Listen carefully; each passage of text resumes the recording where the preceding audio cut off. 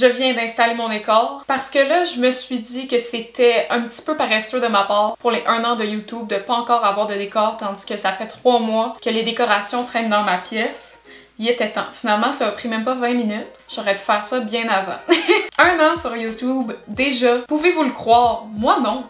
D'un côté, je trouve que le temps a passé vraiment vite, mais de l'autre côté, je suis émerveillée par les choses que j'ai pu accomplir en 1 an. Et non seulement on va célébrer les 1 an avec cette vidéo-ci, mais ça va être la 50e vidéo qui va être publiée sur la chaîne, ce qui est pas si pire que ça, sincèrement. On a tellement fait de progrès en 1 an, juste dans le contenu que j'ai décidé de produire, dans le décor dans lequel je filme mes vidéos. On se rappelle, j'ai commencé à filmer mes vidéos, notamment dans ma cuisine, dans ma chambre aussi. Et là, maintenant, j'ai une pièce complètement dédiée à ça. Je trouve ça émerveillant, j'adore. C'est littéralement un rêve de jeunesse d'avoir une pièce dédiée à mes vidéos. Depuis que j'ai peut-être 12 ans que j'ai envie de me démarrer une chaîne YouTube. Et vu qu'on célèbre les 1 an, j'ai envie de vous parler d'une petite histoire, j'ai envie de vous dire quelques anecdotes qui se sont passées dans mes 1 an, mais avant tout, j'ai envie qu'on revienne aux sources. J'étais tellement passionnée par YouTube, j'avais tellement envie de produire du contenu, de produire des vidéos, qu'à un moment donné, avec une amie que je ne nommerai pas, on était des grandes fans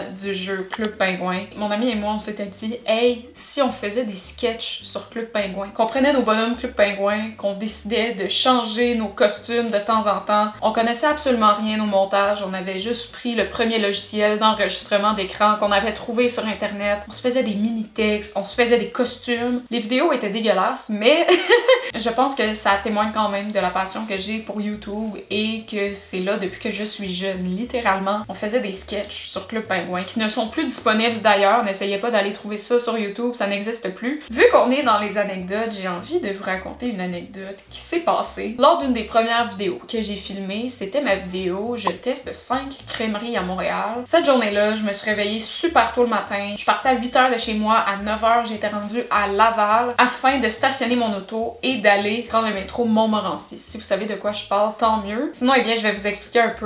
La station de métro Montmorency, c'est comme la station de métro qui te permet de te stationner là si tu viens comme des régions un peu plus au nord de Montréal, ce qui est mon cas. Et là, moi, dans mes cours de conduite, j'ai jamais appris comment faire un parking parallèle, ok? Je suis pourrie. Mes parents ont déjà essayé de m'apprendre, ma tante a déjà essayé de m'apprendre. Je suis juste pas capable. C'est juste pas en moi. Et ça implique que quand tu vas à Montréal ou dans les régions autour de Montréal, tu vas devoir faire des parkings en parallèle. Là, j'étais super stressée parce que la seule place qu'il y avait, ça faisait peut-être 20 minutes que je cherchais pour un parking, c'était une place de parking parallèle. Donc là, je me prépare, je commence à faire mon parking parallèle, tout va bien, je suis stationnée, les autos autour de moi sont intactes, mon auto est intact, on est en business. Donc là, je vais filmer ma vidéo, je reviens environ 6 heures plus tard. Donc là, j'embarque dans mon auto, je suis en FaceTime avec une de mes amies, je sais plus trop, et là, je regarde vers l'avant, un beau gros ticket dans mon essuie-glace. Et là, moi, je suis en grosse panique, premier ticket que je prends de ma vie, je suis juste en mode, qu'est-ce qui se passe, qu'est-ce que j'ai fait, pourquoi? Et là, je décide d'aller voir et je réalise que je m'étais stationnée devant une borne fontaine.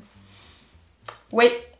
J'étais tellement émerveillée, j'étais tellement fière du fait que j'ai réussi à faire mon parking parallèle que j'ai eu un ticket de stationnement. 55 balles.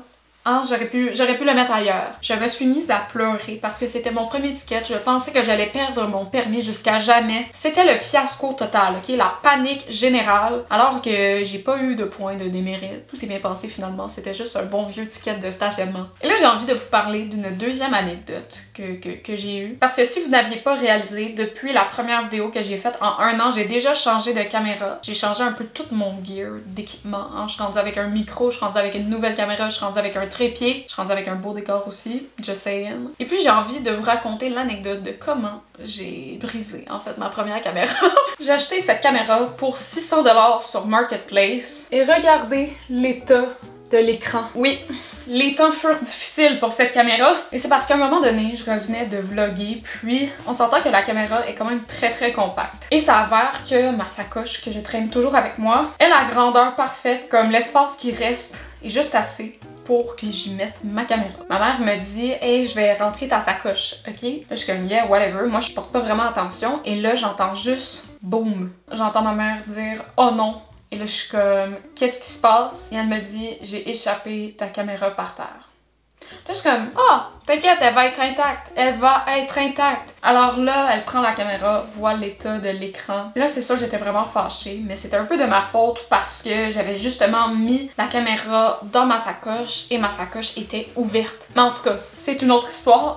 Comme on peut voir qu'elle est assez amochée aussi, donc là, ma caméra a été brisée, je dirais environ en fin octobre, ça faisait 5 mois que je faisais des vidéos. Donc j'ai demandé à ma mère, à cause de sa gaffe, de m'acheter une nouvelle caméra et elle aussi, elle était d'accord avec ça. Donc j'ai trouvé cette caméra-là, celle que j'utilise actuellement. Alors je tenais à vous raconter pourquoi j'ai changé de caméra parce que moi je suis vraiment pas quelqu'un qui change nécessairement par exemple son téléphone ou des appareils électroniques au moment où il y en a un nouveau qui sort. Et aussi j'avais un certain attachement à cette nouvelle caméra-là, mais vous avez tellement pas besoin là, de changer votre caméra à chaque année ou juste aux 6 mois. Hein. Pour moi, c'était juste une gaffe. Alors, être créateur de contenu, être aspirant créateur de contenu, être aspirante créateur de contenu, être un futur créateur de contenu, ça implique que des fois, il faut se mouiller et des fois qu'il faut trimballer sa caméra en public, des fois c'est un peu embarrassant. Moi, j'ai réussi quand même à dealer avec ça facilement. On dirait que je me suis construit une confiance à travers cette dernière année parce que malgré que j'ai commencé quand même en faisant un certain type de vidéo,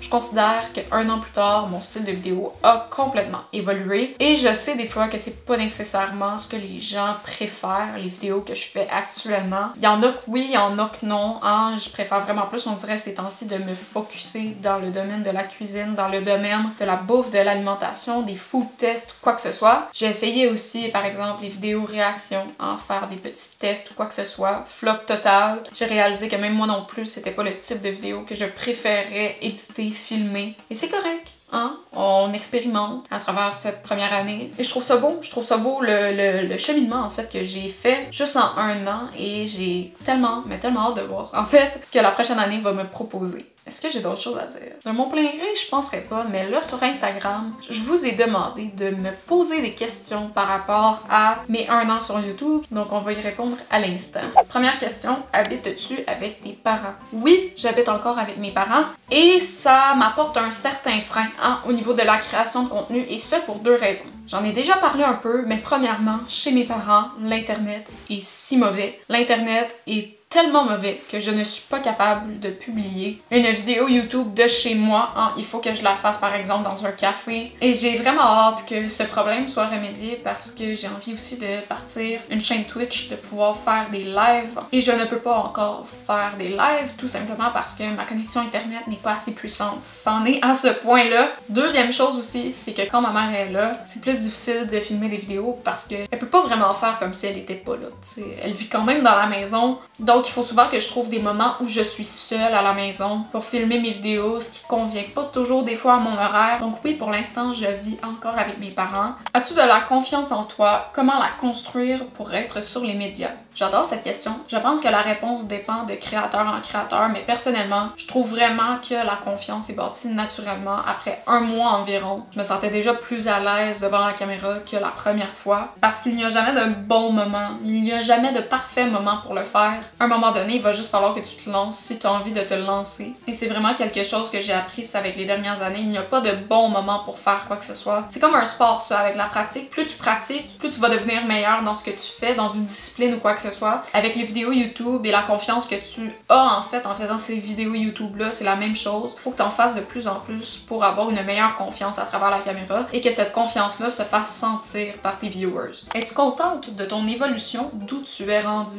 Absolument. Je savais que dans 1 an, j'allais probablement encore faire ce que je fais à l'instant, mais je suis quand même très satisfaite du chemin que j'ai fait. Je suis très satisfaite surtout de ce que je vous projette en ce moment. Je trouve que ça représente bien ma personne. Donc oui, en ce moment, c'est sûr que j'aimerais ça être ailleurs peut-être, mais j'ai appris qu'en 1 an, le progrès que tu peux faire est très limité. Pas nécessairement limité en fait, mais que souvent, ça va être plus bas que ce que tu t'attends à être. C'est probablement qu'on pense tous là, que le succès d'un YouTuber, là, ça se fait en 1 an, qu'il va déjà avoir 100 000 abonnés, tout ça. Mais là, regardez, ça fait 1 an que je fais des vidéos, j'ai pas encore le 1000 abonnés. Ça me dérange pas pour autant, j'ai pas fait un sou depuis que j'ai fait mes vidéos avec YouTube. Je suis quand même très satisfaite de ce que j'ai fait, de ce que j'ai produit. On a des vidéos qui ont atteint récemment les 1000 vues, je trouve ça très très bon. Puis de savoir aussi qu'il y a 1000 personnes qui ont vu ma vidéo, on dirait que ça me chamboule un peu parce que moi je connais pas 1000 personnes là, comme tu mets 1000 personnes devant moi et je trouve ça incroyable. Et c'est drôle parce que c'est littéralement ce nombre de personnes-là qui ont vu ma vidéo, qui m'ont vu dans leurs écrans. De ce côté-là, en le voyant comme ça,